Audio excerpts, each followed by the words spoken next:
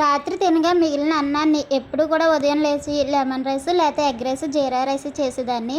ఈసారి అయితే కొంచెం డిఫరెంట్గా టమాటా రైస్ అయితే చేస్తున్నాను. ముందైతే స్టవ్ వెలిగించుకుని పెనం పెట్టుకోవాలి. తర్వాత నూనె వేసుకొని అందులో చిన్న చెక్క, అలాగే యాలక్కాయ, అలాగే 4 లవంగాలు వేసుకోవాలి. కొంచెం జీలకర్ర, సన్నగా తరిగిన ఉల్లిపాయ ముక్కలు, కొంచెం కరివేపాకు, కొంచెం పుదీనా, కొత్తిమీర కూడా వేసుకొని బాగా కలుపుకోవాలి.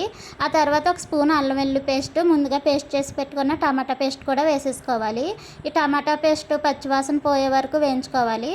చూడండి, ఈ విధంగా ఆయిల్ పైకి తేలి వరకు వేయించుకున్న తర్వాత కొంచెం పసుపు, టేస్ట్కి సరిపడా సాల్ట్, కొంచెం కారం, అలాగే ధనియాలు, జీలకర్ర పౌడర్ కూడా వేసేసుకొని బాగా కలుపుకోవాలి. ఆ తర్వాత నైట్ మిగిలిన అన్నాన్ని కూడా వేసేసుకొని ఈ మసాలా అంతా రైస్కి పట్టేటట్టు బాగా ఒక 10 నిమిషాల పాటు కలుపుకోవాలి.